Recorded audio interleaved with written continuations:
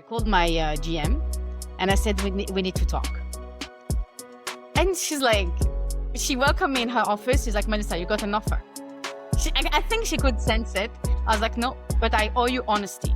You've always been supportive to me. And so I just feel like, and I said, quote, like literally I said, I need to free myself to let greater things to occur. I've had exactly those same thoughts sitting in meetings and listening to all of the stuff that people say and the way they behave and the stuff that people talk about. And I think, is this what life is? Where are the human elements? Like everything is so scripted. Everything is so banal. The moment of your birth with everywhere, the planets were and all of that, it's like a blueprint. You're given sheet music to live your life with. It doesn't have every note. It has the genre, it has the instruments, it has the music, the flow of it. And it's up to you if you want to play it with a pot and 2 spoons, or if you want to play it as the symphony orchestra. That is your free will. But the basics, like, some points of destiny, if you want to call it, some points of choice, some points of timeline shifts, are all present, but it's up to you how you choose to use it.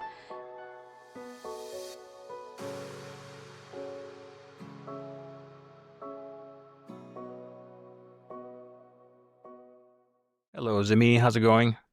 Good, Nick. How are you? Good, thank you. Who is our guest today, Zims? Yes, today we have with us Melissa. She's originally from Algeria and has been living in Dubai for the past 14 years, but she's joining us today from France, which is very, very kind of her. Melissa is a self-taught astrologer who has completed hundreds of birth chart readings for people across all the globe, including yours and mine, Nick. Yeah. And Melissa is known for her ability to simplify astrological elements into beautiful and empowering stories that leave her clients in awe and energized. She was also the lead in creating a YouTube web series called BESMA, which is about the Algerian story through the eyes of the country's youth. Welcome, Melissa. Thank you, Zimmy. Welcome, Melissa. It's so lovely to see you and really appreciate you joining us from France. Whereabouts in France are you? A small town near Lyon. Very nice. And is that family over there or? Yeah. My mom, I actually grew up in this city, Clermont-Ferrand. That's amazing. That's fantastic. Really appreciate you taking your time to join us from there. I'm sure it's a lovely day in France that you would prefer to be outside. The sun sets pretty late right now, right, in France? Pretty late, very late. It's actually, I've been in Dubai for so long, so I'm not used to those like late summers, and I don't necessarily enjoy it anymore. I feel like my body needs to shut down by 8 p.m., It's kind of Right. True. Fair enough. Melissa, tell us about the epiphany that you had that changed the course of your life. Yes. So actually, Zimmy played a big part in the epiphany that I had. But I'd say it was like gradual. There was a moment I remember back in my career. So I was having the, let's say, normal life, quote unquote, for normal. I was marketing manager, successful company. My career was rising. I had been nominated VP communication for the event industry in Dubai. So I was really on the rise of my career. And I remember sitting at the board of like the event industry association with like many key people of the industry. And I remember that deep inner knowing that was like, it's all a joke. It was like this deep knowing. I was like, everybody is wearing a mask. No one is telling the truth. We are all pretending. And I remember being like my whole childhood, I was dreaming of being like the director, blah, blah, blah. I was always very ambitious. So I wanted to be marketing director and the title. And as I was sitting as a board member, as a successful woman, I was like, that's all a lie. So it kind of like grew in me. And few months, and also in my country, Algeria, there was the uprising happening. So I was online looking at what was happening. The youth was so inspiring. A couple of weeks later, I flew to Algeria for a long weekend to attend the uprising.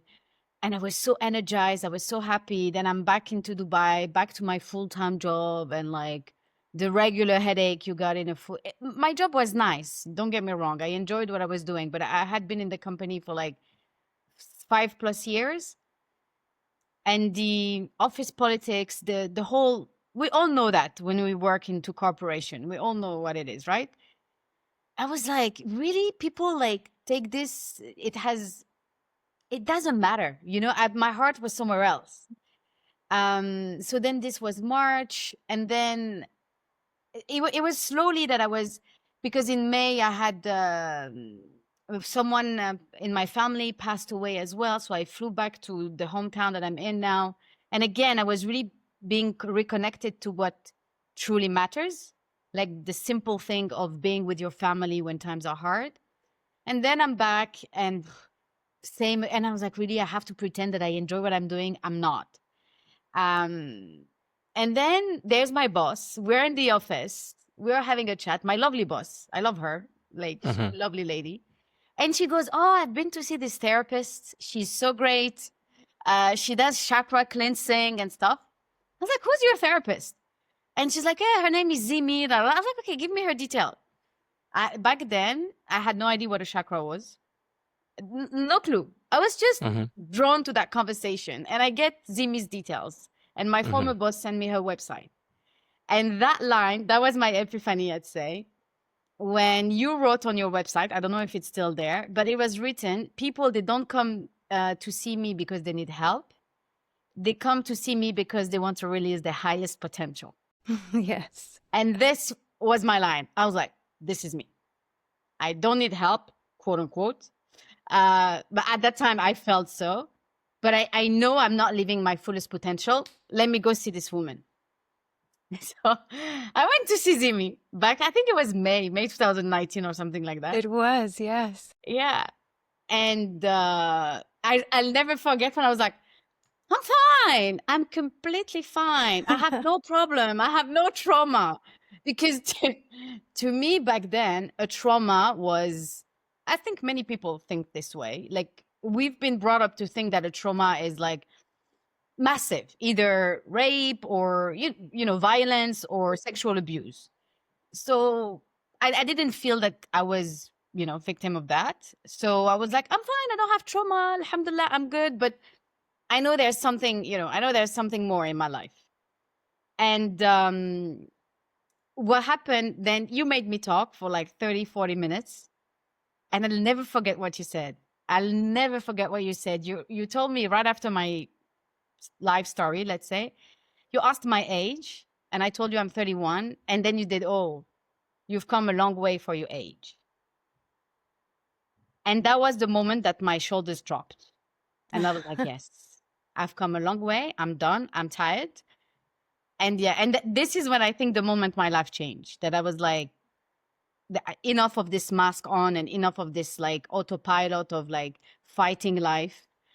And it was Ramadan. I went at night. I went to Tarawih, the night prayers, and I cried so much. Like, I cried so much. And I cried out of gratitude because I realized through our first session that I've been through so much in life, and Allah, the creator, was always there. I was never left down and left out. I was always supported. So I was so grateful. And I remember the day after I messaged you and I told you, no, I have a lot of problems. I want to continue this. Oh, bless you. Yeah, I actually remember that because your story progressed so quickly from there, right? And you're one of those people that I just remember you kept surprising me from there. I'm not gonna take that story away from here, but I do. I mean, like you said, it's very interesting how everyone comes referred by someone else, someone who's, had a good experience. And I tell everyone, just, it's good for you to trust because of your friend or your family member, but really this is your journey. Trust yourself. If it doesn't feel right, don't proceed with it just because you've heard good things. And yet I remember that we had that click even in that first consultation where we were just talking.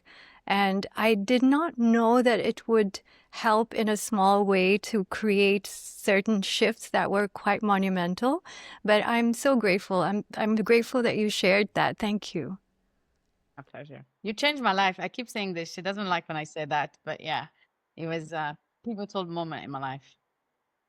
It's fantastic. Melissa, so much of your story resonates with me as well, because I've had exactly those same thoughts sitting in meetings and listening to all of the stuff that people say and the way they behave and the stuff that people talk about. And I think, is this what life is? Like, where are the human elements? Like, everything is so scripted. Everything is so banal. And I've had those same thoughts myself. I haven't, unfortunately, reached that stage of being able to leave all of that behind, but I long to do that. I dream of doing that at some point. And the other thing that you said that resonated a lot is when I went to Zimmy, referred by someone, I went to her to discover what this whole world was about, what hypnotherapy was about, what energy healing was about, because I didn't know much about any of that either, but I had some curiosity. And I thought, I don't have any problems. I don't have any trauma. That's exactly what I told Zimmy when we first met. And she's like, okay, that's fine. Let's just talk for a bit. And then all of that stuff started, becoming a part of our sessions together and a huge part of the healing that needs to happen before you can move forward with other things. So I really appreciated you sharing your story, and it really resonated a lot. Quite a bit of a pivot from the corporate life and what you were doing into what you're doing now. How did you get into that? Wow. So So it was over 5 years ago. And I took my leap of faith. So basically the session I was having with Zimmy was just offloading this burden I had put on my shoulders. She didn't tell me per se, quit your job, but she allowed me to feel more ease into quitting the job. So when the event occurs, I just knew that this is it. I have to leave. It was the African Cup in Egypt. Algeria was reaching the final. And I'm very intuitive. Well, now I'm an astrologer, but back then I wasn't. But at the beginning of the cup, I was telling my friends, I was like, Algeria is going to win. And they were like, yeah, Melissa, you in Algeria, you're delusional every time. And I'm like, I'm telling you, I know my people. This is our year. There's something going on. We're going to win. Yeah, Melissa. I'm telling you. Anyway, so the tournament is ongoing. The entire team in the office is going to the headquarter in France, because we had a merger and the headquarter had moved to France. And I was planning on going to Cairo, Egypt. So the shift,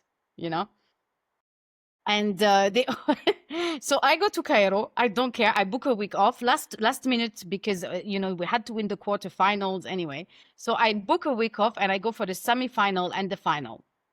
Nice. Because semifinal was against Egypt. And we were playing in Egypt, and that was like our rival back then. So I was like, hell no, I'm going to let my people on by themselves. So I went to Egypt by myself. Wow. Yeah.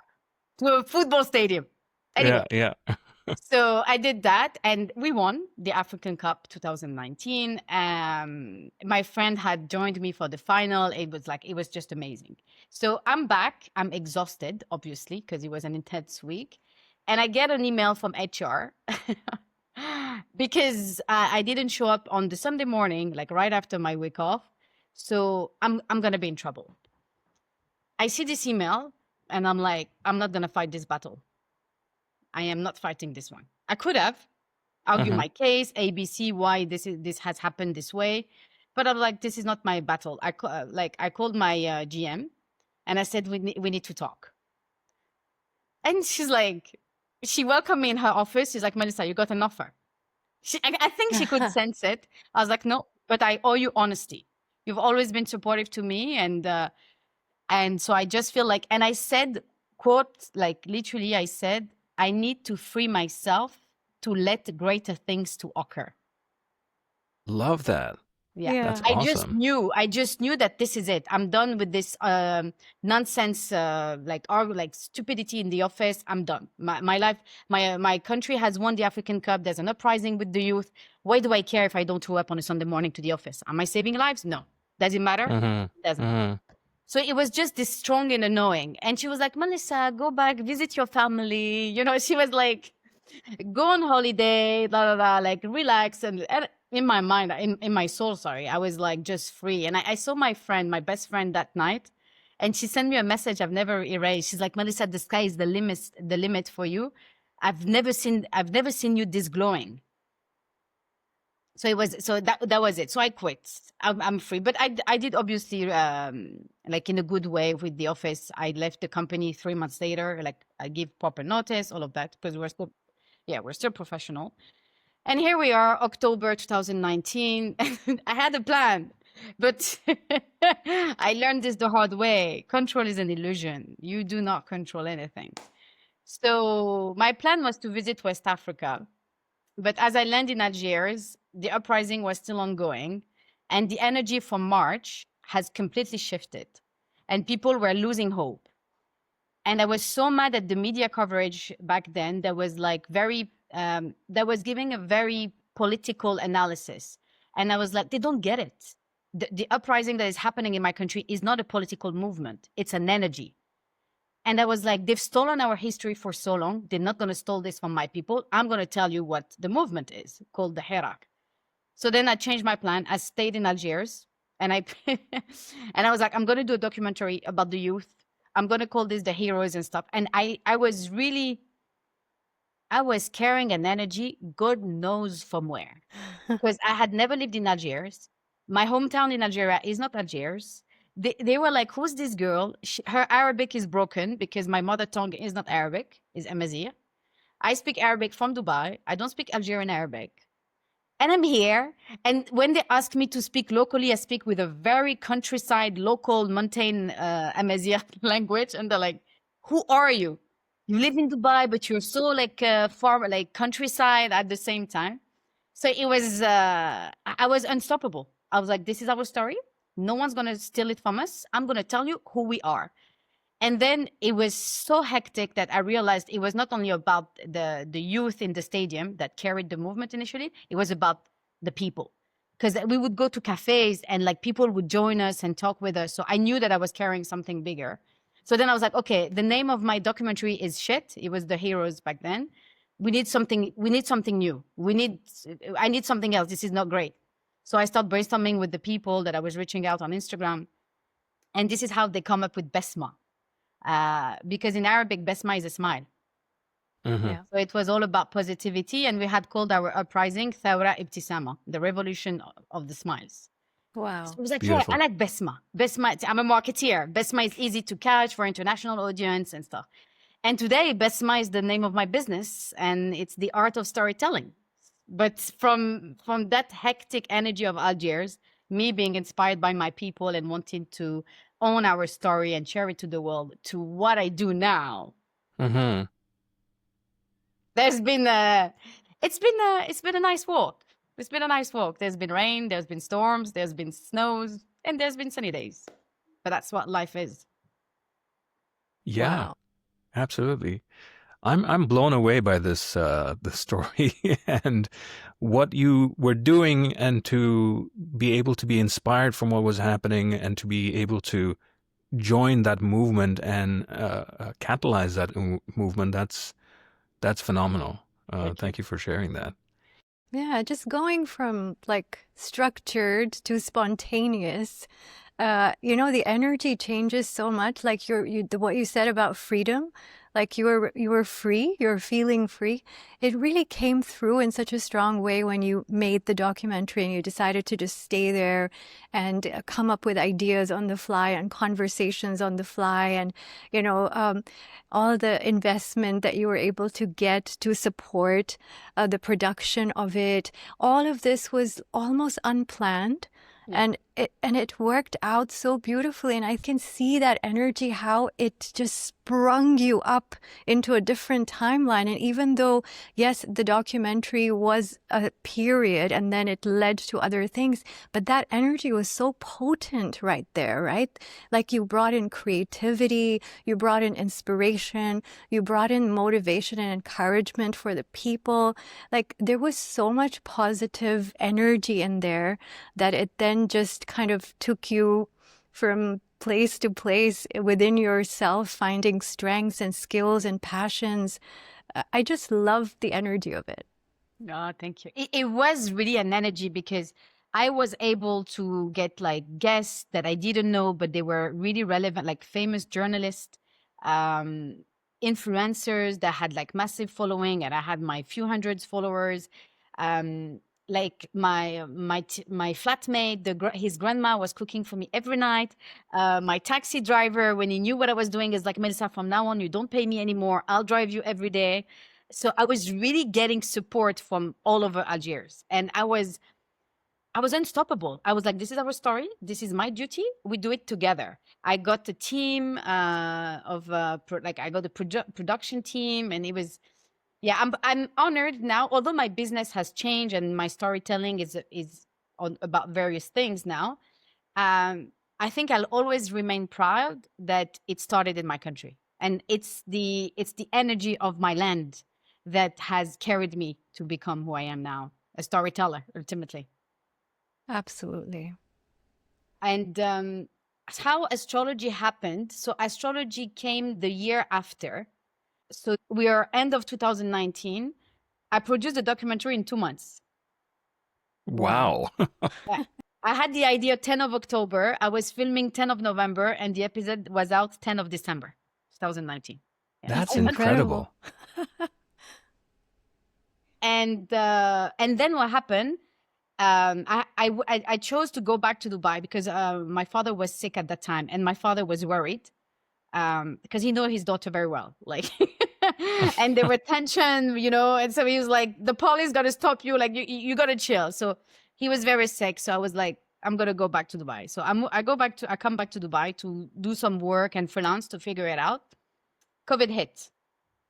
I was like, whoa, I decided to go broke when the world stops. Perfect timing.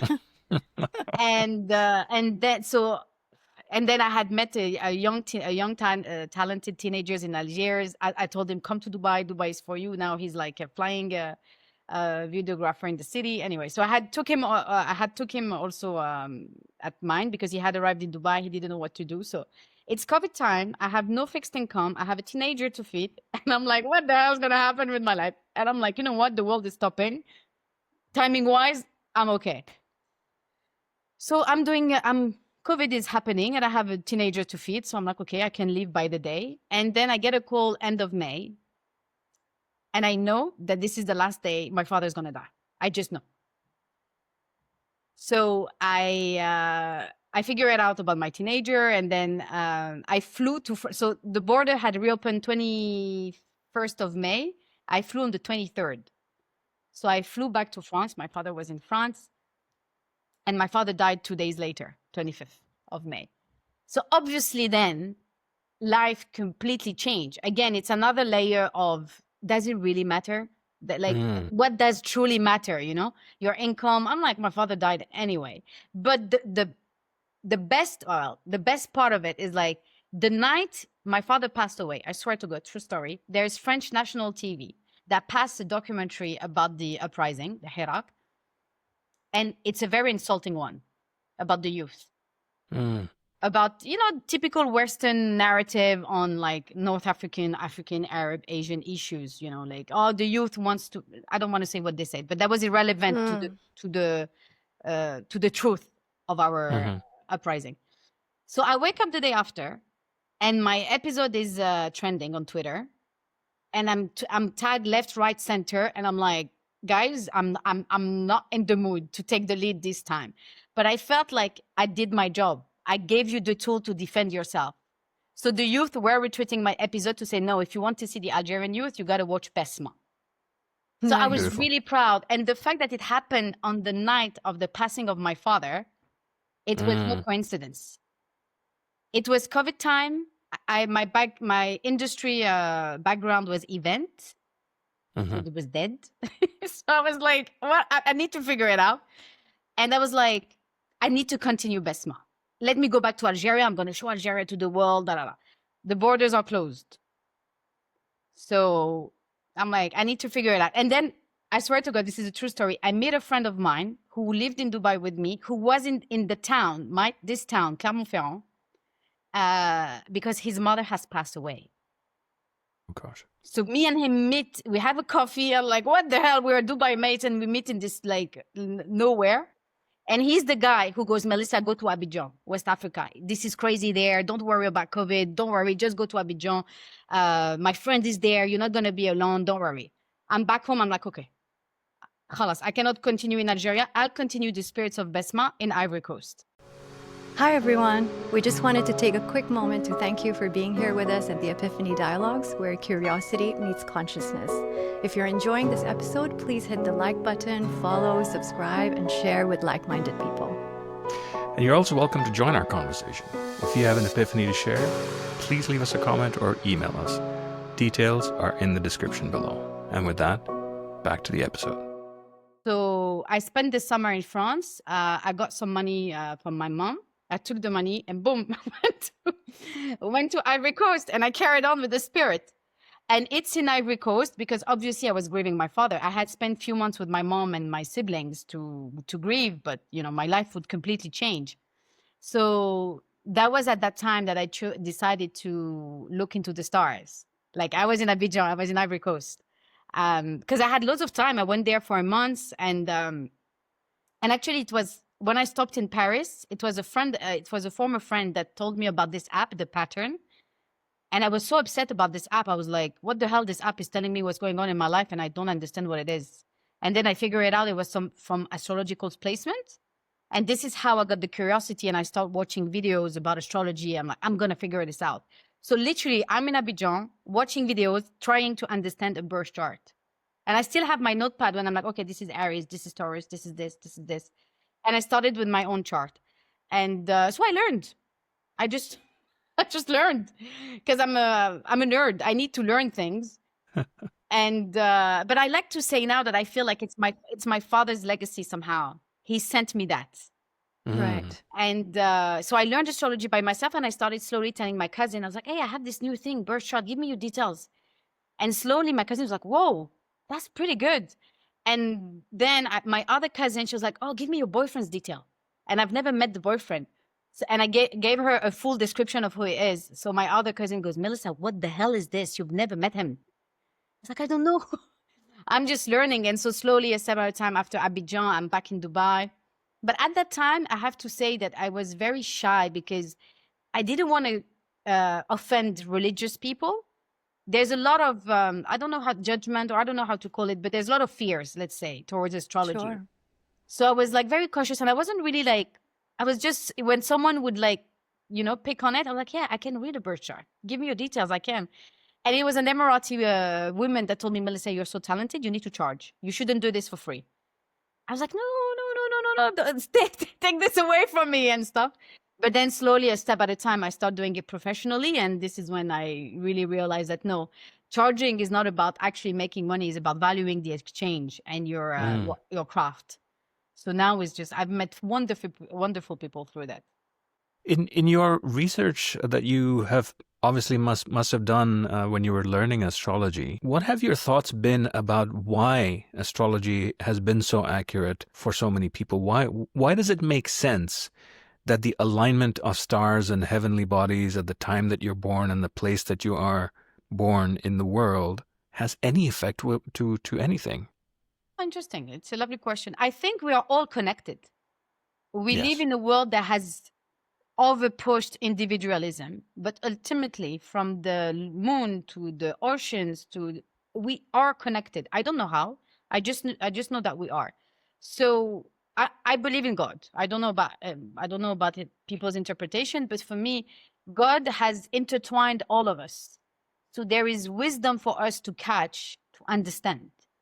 Then I guess the main question, the ultimate question is what is true, what is not.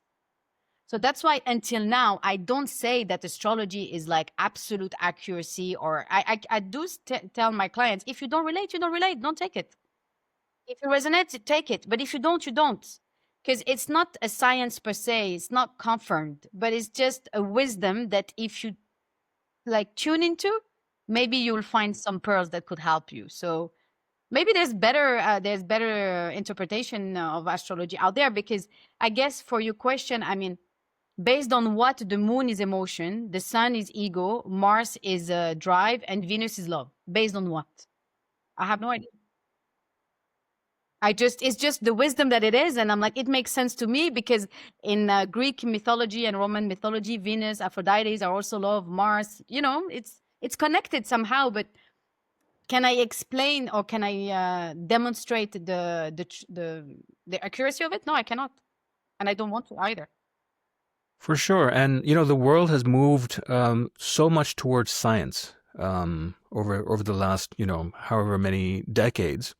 And you have to be able to prove everything, and you have to be able to do things consistently and all of this kind of stuff. But what we seem to have also lost touch with a lot is spirituality. What we seem to have lost touch with a lot is the fact that humankind has paid so much interest into the alignment of stars, into the heavenly bodies, into matters that are outside of our physical realm. The ancient Egyptians built the pyramids and all of these monuments around the world that are in alignment with stars and all of this kind of stuff. And it's fascinating about why human beings have been so motivated to put all of these forces together to build all of these incredible structures throughout history, right? There is some sort of connection between all of us and everything that exists. And my belief as well, I believe in God, and I believe in, everything that is creation. But I think that as human beings, we are limited to what we see, and scientists are limiting us even more to say this is all that exists, and nothing else outside this is possible just because you cannot scientifically prove it. And I think that that's a mistake. I feel like there's two elements in your answer, in your question that I'd like to add, which are very true. First of all, I keep saying science is the new church. Yes. It's the new establishments that tell you what is right and what isn't. There's so much like the chakra system. I don't even know how old is the chakra system, but now we talk about the pineal gland because science says. But the third eye chakra was there all along. So we need science to confirm to feel better. So that's why I'm like, okay, science is the new church. We take this as I think it's rooted in colonialism ultimately, because Chinese medicine and Indian medicine, Ayurveda, are much older than everything that we know, but yet we need to wait for science to confirm. Yalla, you wait, I don't. And and the second thing I wanted to say is, my parents are not educated. They are born in colonial Algeria when native didn't have access to schools. And for me, intelligence has never been linked to schooling or education or degree, because I come from like the mountain area of Algeria. My family are farmers.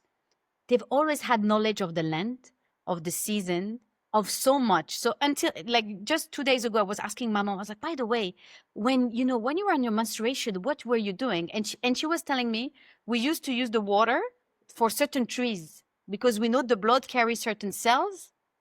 And for this tree specifically, it will be good. None of my ancestors or family have been to school or Harvard or whatever, but they knew. So back to your pyramid, what you were saying, human nature has this inner knowing. But I feel like post-industrial revolution, post-modernity, or I don't know which era we're in, we just completely suppress it to focus on the mind and making sure that there's rationality towards it, which unfortunately now we can all agree that it's actually very limiting to only rationalize things. Yeah. But also to add to that, if I may, is your point that you made about colonialism.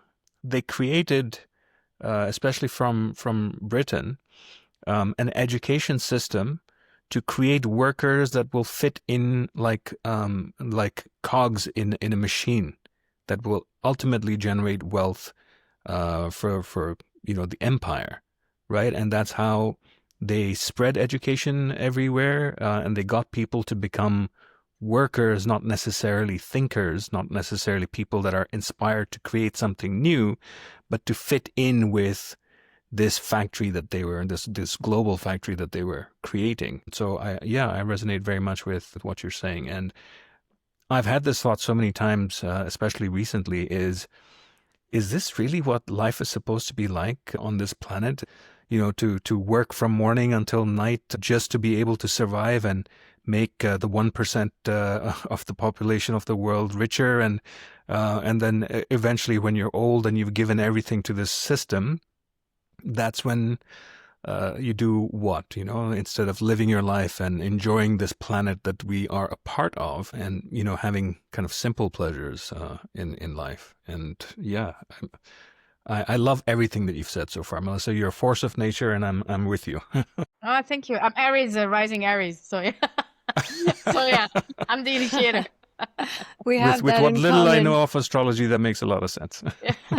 Melissa and I have the Aries sun in common, but she's got an added Aries rising onto it. I just wanted to say that I have a favorite astrologer that I follow. Her name is Pam Gregory. And the way she explains astrology to people who say that I don't believe in it, or I don't understand it, and how is this, affecting our lives? She simply says that at the moment of your birth, with everywhere, the planets were and all of that, it's like a blueprint. You're given like a sheet music to live your life with. It doesn't have every note. It has the genre, it has the instruments, it has the music, the flow of it. And it's up to you if you want to play it with a pot and 2 spoons, or if you want to play it as the symphony orchestra. That is your free will. But the basics, like, some points of destiny, if you want to call it, some points of choice, some points of timeline shifts, are all present, but it's up to you how you choose to use it to be your highest version based on this blueprint, which is a guideline. It's a guidepost. But it's up to you what you want to do with it, because it is a language. It's not science, but it's a language. So if you say, I don't believe in French, then that's up to you. But really, it has its own rules of grammar. It has its own rules of constructing things like the birth charts. They actually include a lot of maths. Like right now, these days, of course, you feed it into the computer, it does it for you, AI and digital and all of that. But the astrologers who were there the hundreds and thousands of years ago, who started this, they actually had to spend hours with math, which is so intimidating to me, but it actually has an element of numbers, and it's closer to science than you think. But yes, it's like a language that has its own rules. So yeah, it's up to you whether, actually, that's a question I want to ask you, Melissa. What do you say to people who say, oh, if you believe in that? Like, what? Astrology? Are you kidding me? What do you say to that? Oh, I got this so many times. So I'm I sure. say, I usually take the example of the moon, and I say the phase of the moon impacts the sea, the tides of the sea. Yes or no? Correct. We are made of water. And usually people, once in their life, they'll be like, oh, I couldn't sleep because it was a full moon or something. So I just, with the moon, say that if the moon impacts the oceans and the sea, maybe it can impact us. But if I'm honest, because I was working in a corporation as an astrologer recently, and I was having group of 6, 7 people. And so I agreed with the client that if anyone object about the topic, I don't feel the necessity of proving that astrology is helpful or not. When I hear people telling me, I don't believe in this, okay. Okay, I don't even try, because this is your truth. But then that was because we were in a small group. As I was explaining that because one of the issue is because horoscopes has been very much not really respected. Horoscope is a bit random over the past decades. So as I was explaining to the group that we're in, that there is the sun, there is moon, there is your ascendant. It's much more complex. The few people that were initially I'm against, they were actually curious. Yeah. So usually if I get into this discussion, I'll just say you're much more than your sun sign. The sign that your star sign is the sun. True. But there is much more planets. So yeah. So people that are against it don't know anything about it. This Yeah, I they just judge it by the sun sign and they say, oh, I don't resonate with that. I'm not like that. And that's about it. Like, I used to do that, to be honest. Like, I actually grew up with my father who raised me. He was like you, a self-taught, but very, very passionate astrologer and numerologer. Okay. And he used to do things, again, free for people just because of his passion. And, you know, the number of their names, what the alphabets add up to, plus their date of birth versus their chart and how it aligns and all of that.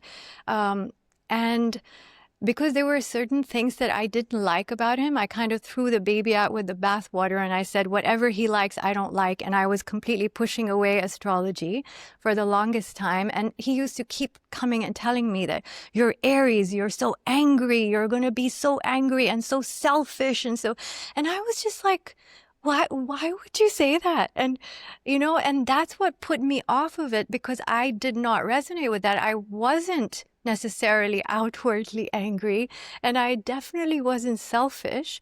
And so it never aligned. And I was just like, oh, this is all BS. I'm going to stay away from this.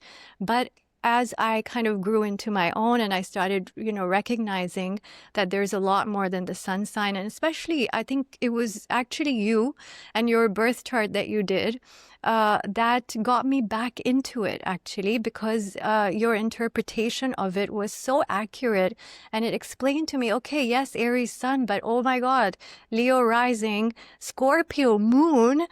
There we go. There's that dark side. There's that investigative, detective, insightful, wanting to work with emotions and feelings and all of that. And so it really made a lot of things clear for me. So that's also what I say to people, like, just get a birth chart done and then see what you feel like. You don't have to do anything with it. I have this amazing astrologer here. It's Melissa's number, you know, like I just keep referring people all the time. And of course, gifting birth chart readings from you. And that's what it is. Once you actually get a detailed version of your natal chart, that's when you start recognizing, not just to explain, like a lot of people say, okay, so I know who I am. What's that going to help me with? And I say, it's not just to explain who you are. Of course, a lot of us don't even know ourselves to such depth, but still okay. But it's also to guide you towards what your, let's say, north node is, what is supposed to be one of the main purpose or something that you're supposed to discover or create, and what is something that you need to heal before you get to that.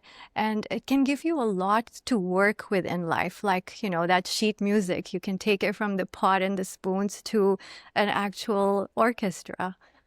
Yeah, it's actually very helpful. If people knew the depth, like I'm still learning, by the way. There's so many more charts. Like there's synastry for, like I don't do it only for couples. I do it also for mother and child. I've done a few.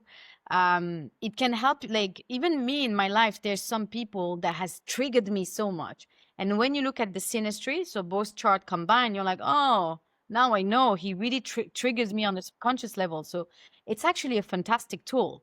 But I guess it's like everything. It's about balance, because when you overuse this tool and then you're like, oh, Mercury is retrograde, so I'm not going to buy this house. Or then you're like, it's up to you. Like you do you. But again, there's a balance in everything that you use, because a lot of, and especially when you want to get into prediction, which I don't want to know the future. There is Vedic astrology, which is from Indian calculation, which everybody is in agreement to say that Vedic astrology is much more accurate than Western astrology. So when you want to get into prediction and understand the big event in your life, it's better to go into Vedic calculation.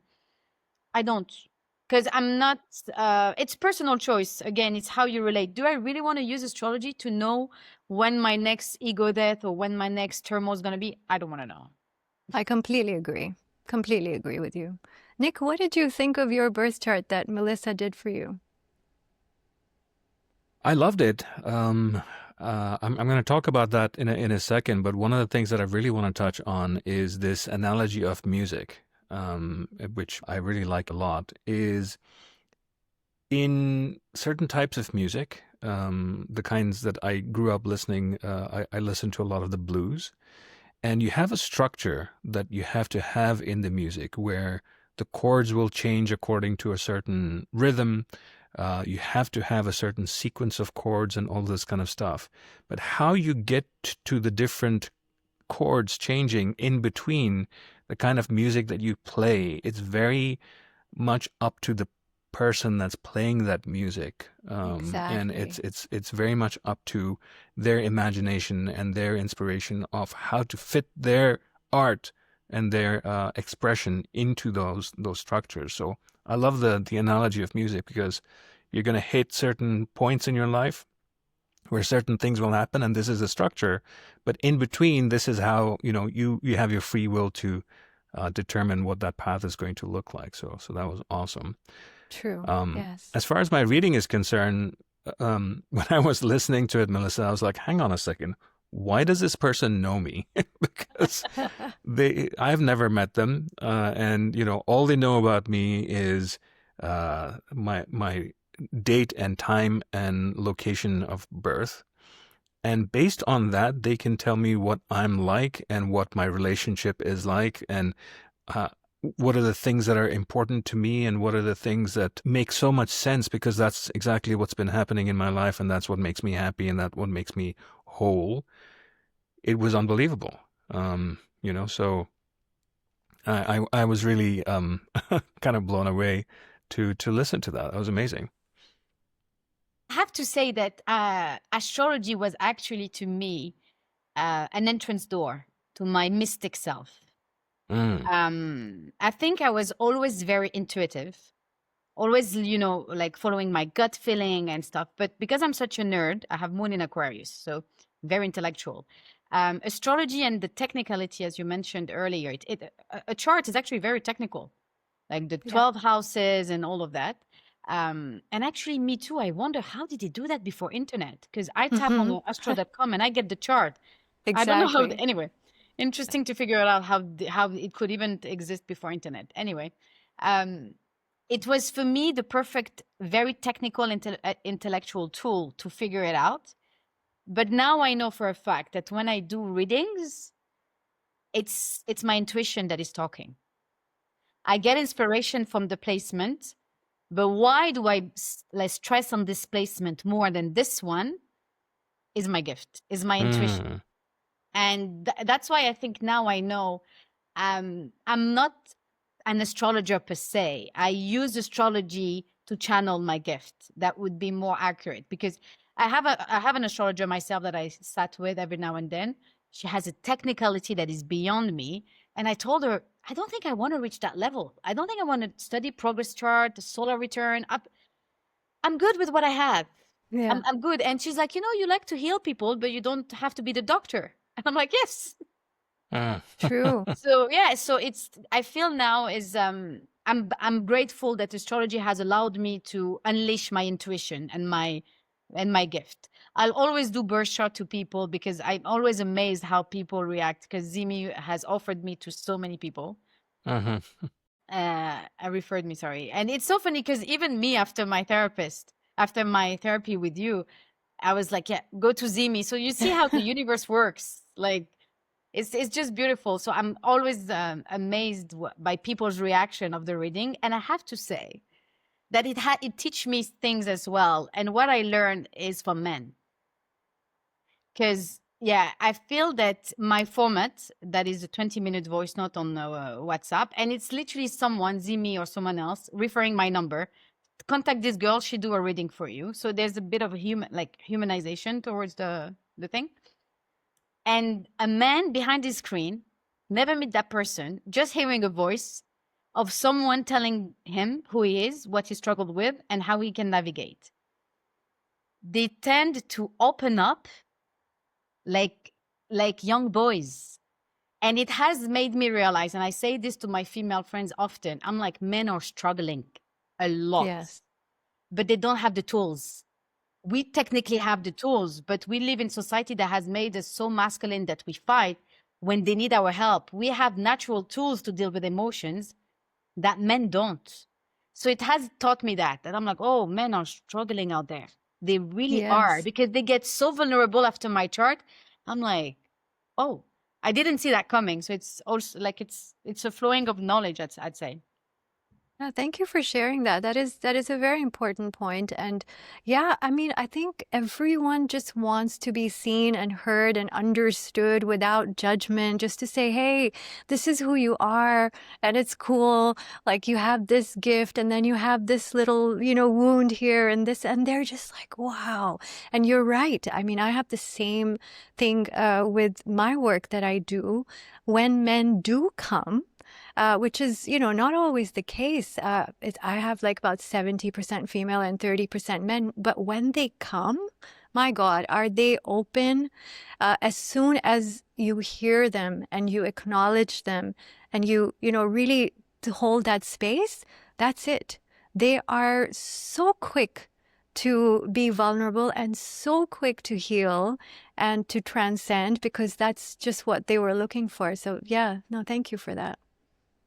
Yeah, men don't have a lot of opportunity as they progress in life to be seen in a way that hasn't already been defined for them by society, by their family, by peer pressure, Yes. all of these kinds of things. And by the time they come to someone like you, Zimmy, or to you, Melissa, they're already at the point of something is being suppressed so much inside of me, and I need that door opening for me to be able to let it out, to be able to express what I need to express, to be able to look at life in a way that is non-judgmental. It's in a different way, and that allows me to figure out, what I am and where my life is going and stuff like that. So thank you both for doing the work that you guys do. I know that I've really been helped by it, and I'm sure that any men that would be listening to this who are interested should definitely reach out to either of you, or both of you actually,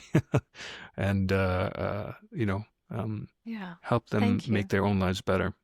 Yeah. Thank you. So Melissa, when we get to the close of our episode, we ask all of our guests the same question: is if you had a time machine and you could go back in time and reconnect with a younger version of yourself who was maybe struggling with something or at a crossroads, what advice would you give them?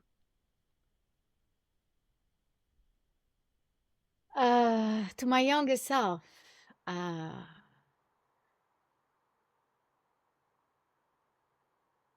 I'll tell my teenager self that you don't have to do it alone. Learn to receive help.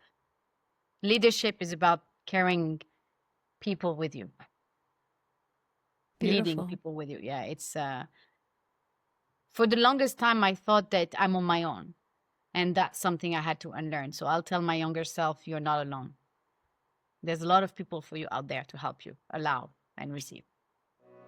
Absolutely. That's amazing. Thank That's you. beautiful. Thank you for sharing that, and thank you for your time and for joining us on the Epiphany Dialogues. My pleasure. Thank you so much. Thank It was you. really nice.